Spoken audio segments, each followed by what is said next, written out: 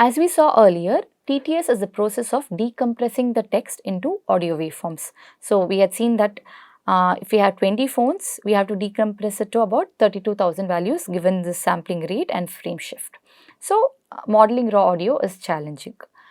And traditional techniques generally they produce the acoustic features which are then fed to vocoder for synthesis. So in 2016, Google's DeepMind came up with an architecture called WaveNet, wherein the raw audio waveform could be directly modeled one sample at a time. So the idea was that the predictive distribution for each audio sample could be conditioned on the previous samples.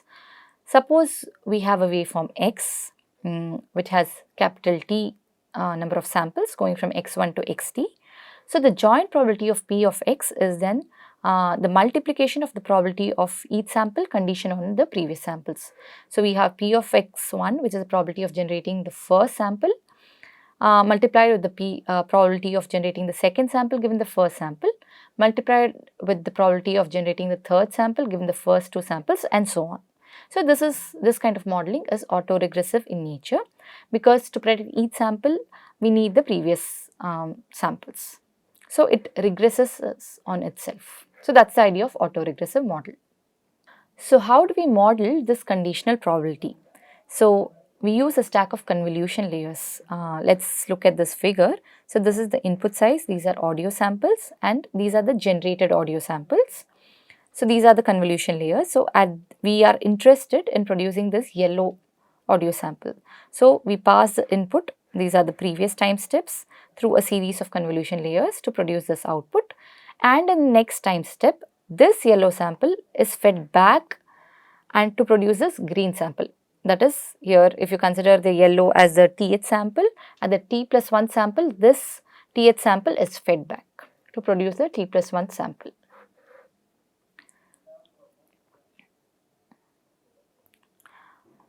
And some more details about WaveNet is that we have something called causal convolutions. That is, we only use the previous samples to produce the the sample at the current time step. We don't look at future samples. That is, to produce this yellow, we don't depend on the green. Rather, we look at the previously generated samples. So this is the property of causality. And during training, we have the ground truth, we have all the audio samples. So we can do this kind of predictions in parallel. So which is faster because there are no recurrent connections. So training is faster. But during synthesis, it still produces these samples sequentially, because of which the inference or the synthesis time is more. And to capture more context, we can either increase the number of convolution layers. For example, here we have 2 convolution layers and the context is about 8 samples. If you want to cover more samples, then we can increase the number of layers. Alternatively, there is something called dilated convolutions, wherein you, instead of considering every adjacent sample, we can skip samples in between. So in this way also we can cover more context.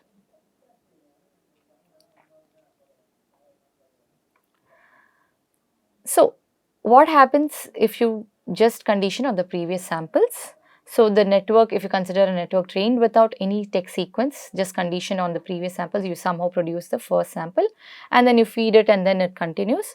So you will get some kind of babbling noise. So let me play you an example of this.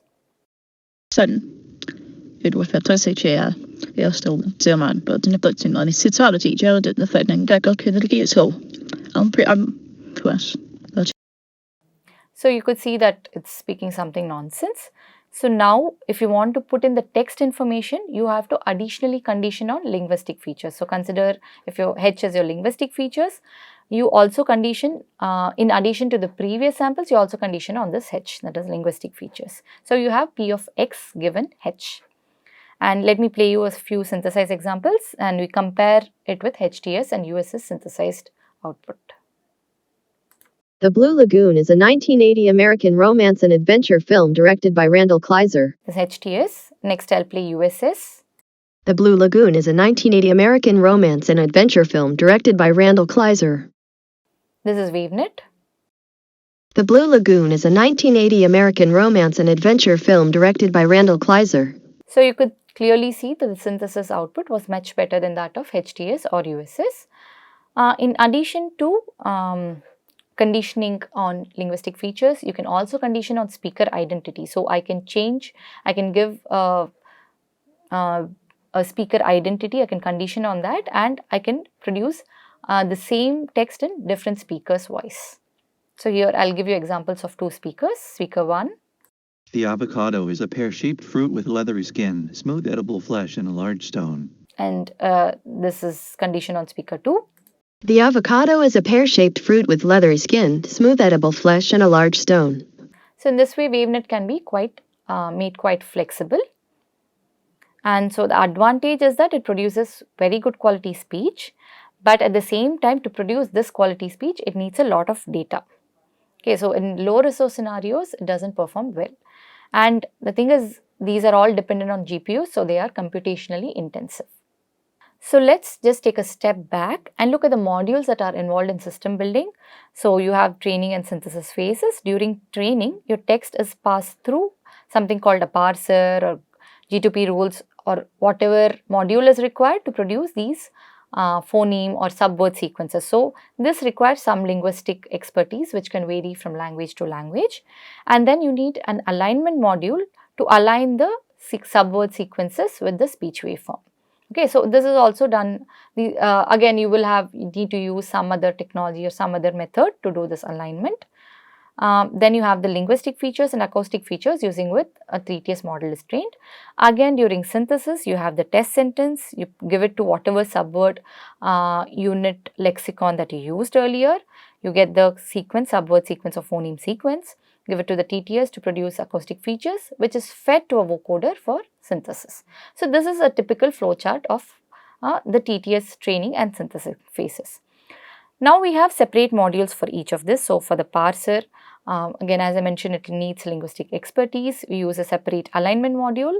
And then there was an idea to replace each of these modules with an equivalent neural network. So you have a neural network to generate the subword units, you have a neural network to do the alignment, and again you have a neural network for training. So this was a multi-stage TTS. But the problem was this is a bit more complex. Errors in one can propagate to the next stage and so on, and the final output may not be so good. So the idea was then, can we just have kind of a black box around this, where you don't have to worry about doing anything, no parsing, no alignment, everything is learned internally. So you just have the speech and the text, corresponding text and the speech training data, and then everything is learned internally, and even during synthesis you don't worry about this part. Just pass the test sentence directly to TTS and it will produce the speech waveform. And that is the idea of end-to-end speech synthesis. So you don't worry about anything. You just have text and speech waveforms, and the training is done automatically. And during synthesis also, it is pretty straightforward. You just give the test sentence to the TTS, which will directly produce the speech waveforms. So that is, speech can be directly synthesized from text or directly from characters, okay, instead of going to the subword units and all. So this is the idea of end-to-end speech synthesis, and currently this is the state-of-the-art technology. And within this end-to-end speech synthesis itself, there have been advancements in the past 4 or 5 years. So let's look at some of these technologies in detail. So the advantage of this technique is that you don't need to have separate modules. Everything is learned internally, and then similar to WaveNet, you can additionally condition on speaker, language, or some other high-level features. And then it's a single model, so the chances of making errors are also fewer compared to a multi-stage modeling system.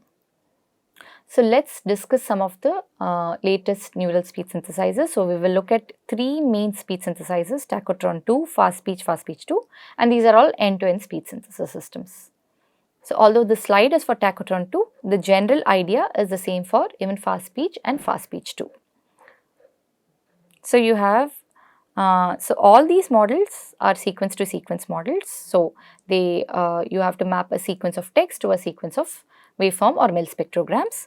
So here, although we talked about a single stage model, tachotron 2 fast speech and fast speech 2 still rely on a two-stage model, wherein you have the text character sequence, you feed it to a sequence to sequence model, and it generates MEL spectrogram frames, which is then fed to a vocoder for reconstruction of the speech waveforms. So still it's a two-stage process.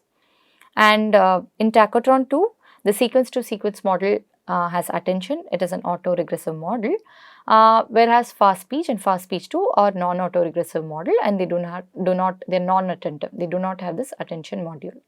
So if you compare this with traditional techniques, the encoder takes care of the text processing module, the attention takes care of the alignment or the duration modeling, and the decoder takes care of predicting the acoustic features frame by frame.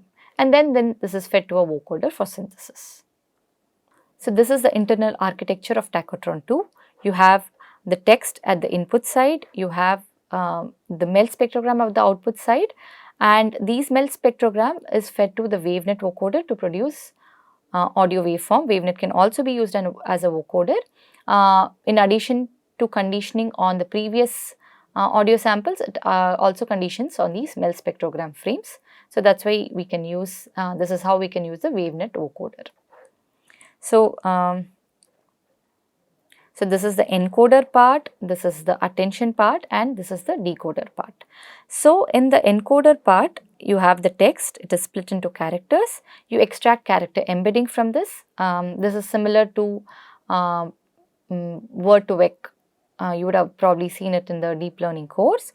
So you have these character embeddings, which are then fed through convolution layers and bidirectional LSTM. This is essentially to get the context from both directions, that is the forward and the backward direction. Then you pass this encoded features to the attention module. So the function of the attention module is to tell the decoder at each time step which encoded features are more relevant. So the output of this attention is a context vector that is fed to a decoder, and this is at each time step. So the decoder is an auto-regressive RNN which generates MEL spectrogram frame at each time step.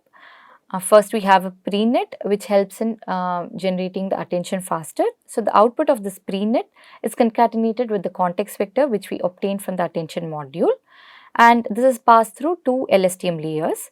Then the output of this LSTM layer is concatenated again with the context vector and passed through a linear projection.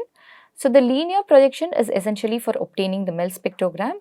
So at each and the dimensionality of the output or the number of neurons used in this linear projection at the output is 80, which is essentially the dimensionality of the MEL spectrogram. And then we use a postnet module.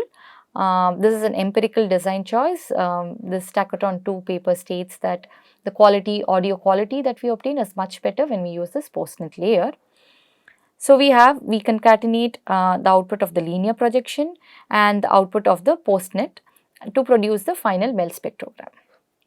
And there is a recurrent connection here. So after we produce the MEL spectrogram frame, it is fed back at the next time step to produce the T+1th frame of information.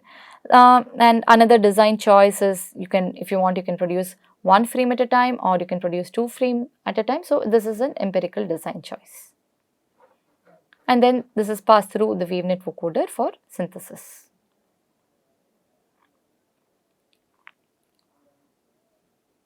And these are the details of what I just mentioned earlier, the encoder, attention, and the decoder part. So the next question is, how does the system know when to stop generating? So since we are producing MEL spectrogram frames, there should be an end to it. So how do we know that? So we have something called a stop token generation for this.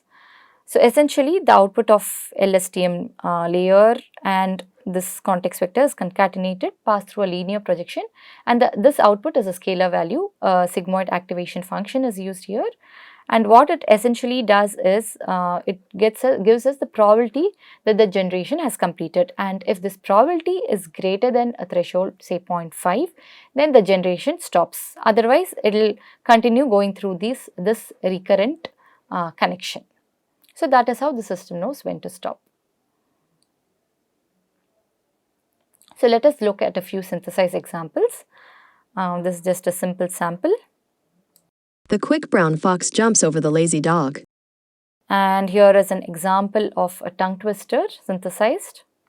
Peter Piper picked a peck of pickled peppers. How many pickled peppers did Peter Piper pick? And here is one more example. So please, just carefully look at this word 70 and content which are highlighted. To deliver interfaces that are significantly better suited to create and process RFC 821, RFC 822, RFC 97077, and my.